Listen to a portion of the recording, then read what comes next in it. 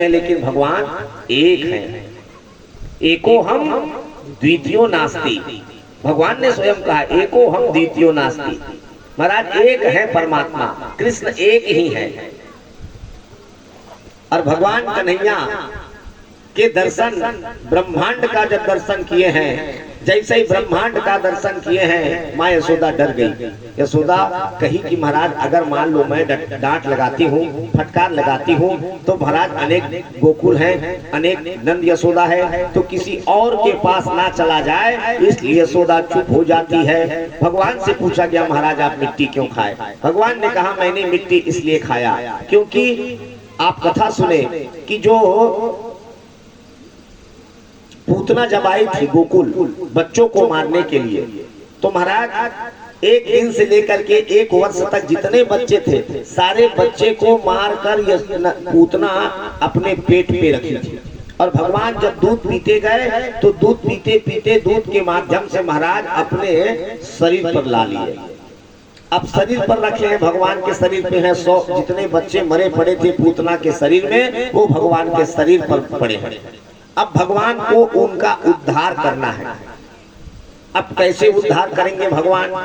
कैसे उद्धार करते हैं भाई? तो चरण कमल रज चाहती, अरे प्रभु भंजन भव पीर। अहिल्या का उद्धार भगवान ने कैसे किया? चरण रज से। इसीलिए भगवान ने कहा मैं यहाँ चला हुआ हूँ, चरण रज बना हुआ है, इस चरण रज को महाराज मैं अपने शरीर में लगाऊंगा, भीतर प्रवेश करूंगा, तब जाकर के इन बच्चों को मुक्ति मिलेगा। इसलिए भगवान उसको मिट्टी खाए। और भगवान मिट्टी क्यों खाए? भगवान मिट्टी इसलिए खाए क्योंकि महाराज जहाँ अगर जिस जगह की मिट्टी खाते हैं वहां से प्रेम बढ़ता है। हाँ, ओकरे स्थिति शादी बर भी हमना साली के माध्यम से पान में माटी मिला के दूल्हा बाबूला खवाए परंपरा है। और यह तरीक मिट्टी काबर एक से ससुराल के मया बाढ़ी की के। हाँ, ओकरे से माटी खवाते का पान खवाते और मुंह दबा कैसे रखे। हाँ, आज मिट्टी खाए हैं भगवान कन्हैया। मिट्टी खाने के बाद भगवान कन्हैया माँ यशोदा दधी मत रही है, दधी मंथन कर रही है यशोदा। छौमम बासम पृथु कटी तटे, दधी मत रही यशोदा। दधी मत है यशोदा मैया, दधी मत है यशोदा मैया, दधी मत है यशोदा मैया, दधी मत है यशोदा मैया। दधी मत रही है माँ यशोदा। उसी समय भगवान कन्हैया गए, माँ से कहे कि माँ भूख लगी है, माँ भूख लगी है। यशोदा जब लाला के मुख से भूख शब्द को सुनी हृदय विदीर्ण हो गया। उसी समय दूध गर्म करने रखी थी और भगवान कन्हैया को गोद पर बिठाई है, दूध पिलाने लग गई। जैसे भगवान कन्हैया को दूध पिलाने लगी है माँ यशोदा, देखिए कि महाराज जो दूध गर्म करने रखी थी महाराज वो दूध ऊपर आ करके गिरने लग गया। यशोदा भगवान कन्हैया को जमीन पर धर देती है और सीधा आज जो दूध रखी थी गर्म करने के लिए उसको नीचे उतारने के लिए चली जाती है, उसको नीचे उतारने के लिए चली गई। भगवान कन्हैया बोले माँ बड़े बड़े ज्ञानी ध्यानी महात्मा संत तरसते हैं मुझे पाने के लिए, और मैं सहज रूप से आपको मिल गया तो आप मेरी कीमत नहीं समझ रहे हो। भगवान कन्हैया को क्रोध आया। भगवान कन्हैया पत्थर उठाए और पत्थर उठा करके सीधा सीका में मार दिए, मटकी में मार दिए जिसमें पूरा माखन भरा था। हाँ, अब वो मटकी है कब के हरे यशोदा के सास के पहरों खड़े। हाँ, अब अच्छा वो सीख गिरा है, एकदम सीज गिरा है। और सीझे मटकी में दही मन आटी आटी जमती। अब पुराना चीज में सब अत्यधिक प्रेम रही थी, पुराना वस्तु आदमी मतलब प्रेम रही थे ना। अभी भी ककरो बारात में शादी में अगर चिड़ई चिमनी आए हुई पहली जमाना के तेल आदमी सहज के रखे रहते।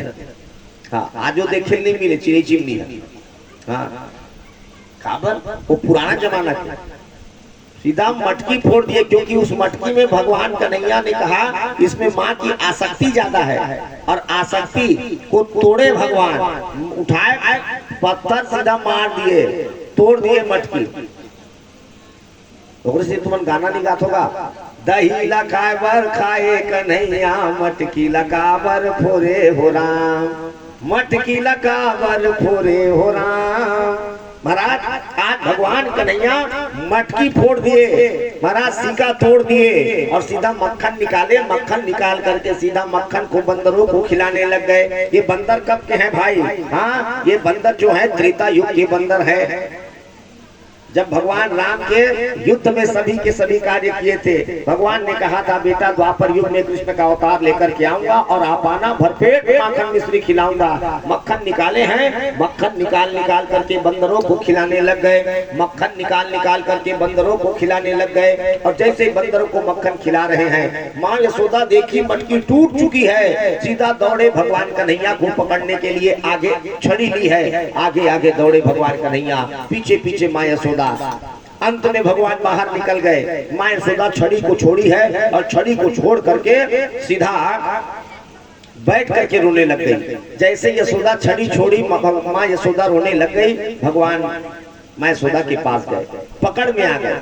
देखो जब तक यशोदा छड़ी रखी थी हाथ में, तब तक भगवान पकड़ में नहीं आए, और जैसे छड़ी को छोड़े हैं भगवान पकड़ में आ गए। इसका मतलब क्या है? जब तक कोई भी वस्तु, आसक्ति वस्तु हम अपने हाथ में रखेंगे, भगवान हमारे पकड़ में आने वाले नहीं है।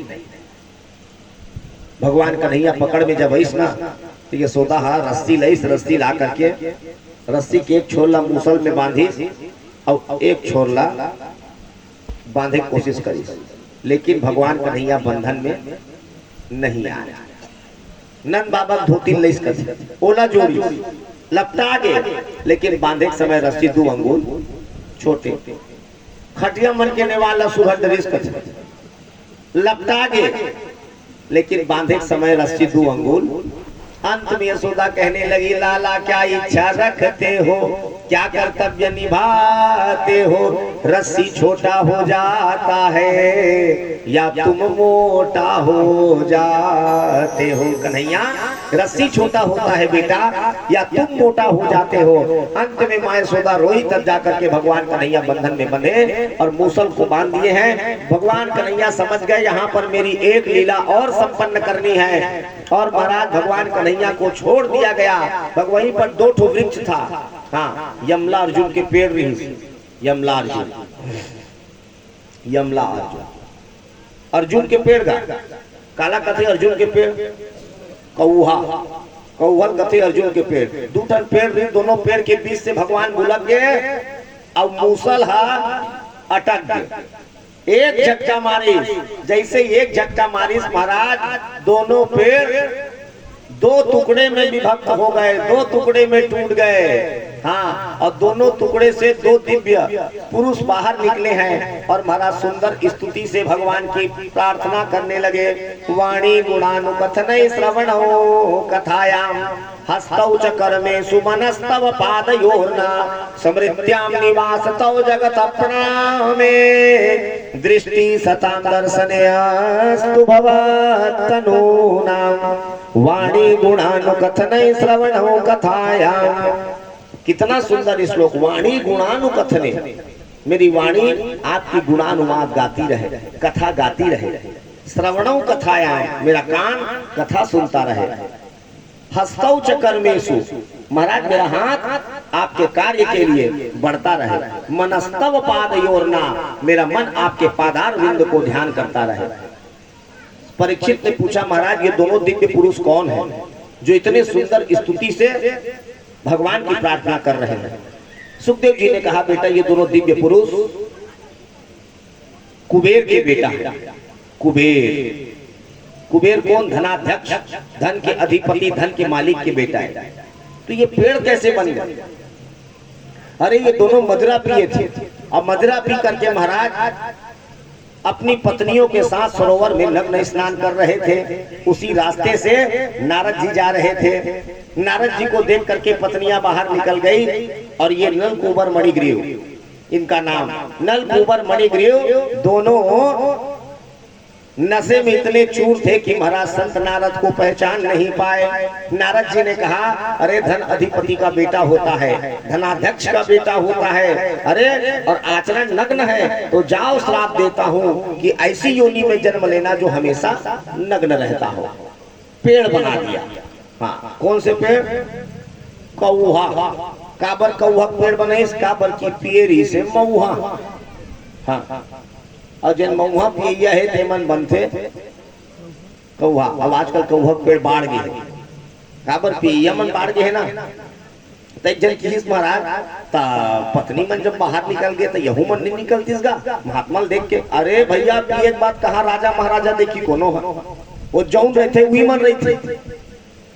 हाँ, वो समय जौन रहते वही मन रही थे। अवगुण कहे शराब के ज्ञानवंत सुनिले, मानुष से पशु ही करे द्रव्य गांठ के दे। महाराज नशे के बाद व्यक्ति पशुवत हो जाता है, पशुवत हो जाता है। आज नलकुबर मणिग्रु का भगवान उद्धार किए हैं। नलकुबर मणिग्रु को उद्धार करने के बाद भगवान कन्हैया, माँ यशोदा कहती है नंद बाबा से कि महाराज जब से कन्हैया जन्म लिए हैं तब से उसके जीवन में संकट ही संकट आ रहे हैं, तब से उनके जीवन में संकट ही संकट। हाँ, उनके जीवन में कई राक्षस आते गए। अब यहाँ पर गोकुल में रहना उचित नहीं है, हम गोकुल छोड़ेंगे। सबके सब सर्वमते स्वीकार किया कि कन्हैया गोकुल में नहीं है तो हम भी कन्हैया के साथ रहेंगे। सब के सब वृंदावन जाने लग गए। अब वृंदावन गए हैं, वृंदावन जा करके महाराज आज कुटी बनाए हैं और कुटी बना करके वृंदावन में महाराज निवास करने लगे। भगवान कन्हैया वृंदावन में बछड़े चलाने लग गए। देखो भगवान कन्हैया आज वृंदावन में लकुटी कमरिया उड़े हैं, बछड़े चला रहे हैं। बछड़े चलाते चलाते चलाते चलाते उसी समय झुंड पर बैठे थे और उसी समय महाराज सभी गोप सखा भगवान कन्हैया के लिए पकवान लेकर के जाते थे अपने घरों से, और भगवान कन्हैया सभी के घर का पकवान भोग लगाते, सबके घर का भोग करते, सबके घर का भोजन ग्रहण करते भगवान कन्हैया। और उसी गोप सखा में एक सखा था जिसका नाम था मधुमंगल। ये कौन है? सांडिल्य ऋषि का बेटा मधुमंगल, सांडिल्य ऋषि का बेटा। आज सबके सब मीठा पकवान ले गए हैं, पकवान सबके सब खा रहे हैं। अब पकवान खाते खाते मधुमंगल देखा कि महाराज मैं छाछ लेकर के आया हूँ। गरीबी जीवन था भाई, छाछ लेकर के गए थे भगवान के लिए। मधुमंगल को दुख हुआ। मधुमंगल सोचे कि भगवान सबके घर का, कृष्ण सबके घर का मीठा खा रहे हैं और मैं उन्हें खट्टा छाछ दूंगा, क्या कहेंगे मुझे। इसलिए मधुमंगल स्वयं छाछ उठाया, छाछ उठा करके पी गए। जैसे छाछ उठा करके पी गए, सबके घर का पकवान खाने के बाद भगवान कन्हैया मधुमंगल से कहे कि मधुमंगल अरे तू क्या लाया है भाई मेरे लिए। मधुमंगल ने कहा कन्हैया छाछ लाया था, लोक लाज के चलते मैं छाछ पी गया। भगवान कहे कि मधुमंगल थोड़ा सा बचा होगा दे दे बेटा। मधुमंगल ने कहा कन्हैया जितना था सारा मैं समाप्त कर दिया, एक बूंद भी नहीं।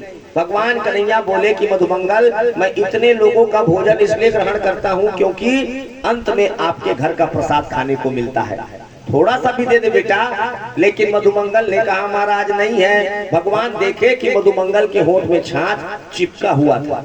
काबा दही मही खाबे तो होंठ में चिपक जाते, और दाढ़ी हमेशा वाले होंगे तब तो झन पूरा एक मई हो जाते हो। हाँ, आज मधुमंगल देखे होंठ में चिपका हुआ है। भगवान सीधा जीभ निकाले और जीभ निकाल करके वसान मुच्चन, जैसे बछड़े के शरीर को गाय चाटती है ठीक उसी प्रकार मधुमंगल के होंठ को भगवान कन्हैया चाटने लग गए। ऊपर से ब्रह्मा जी देख रहे थे। ब्रह्मा जी बोले कि अरे ये बड़े बड़े राक्षसों को मारता है, ये कोई भगवान है क्या। और जब ओकर होंठ ला चाटत देखिस ना, ब्रह्मा कहते हाँ ये भगवान नहीं हो सके। अरे जूठा चाटने वाला भगवान होगा जी, हैं जिसको खाने का तजुर्बा नहीं है वो बिल्कुल परमात्मा नहीं हो सकता। काबर बड़े आदमी के खाए के तरीका अलग होते और गरीब आदमी के खाए के तरीका अलग। दोनों खाए तरीका देख के तय समझ जाए। गरीब आदमी कलिंदर खाना है, बाजार जाही एक ठन सौगे खरीदी, उहे कचारी उहे झड़क दी, ढोंग ढकोसला करे कोई काम नहीं है।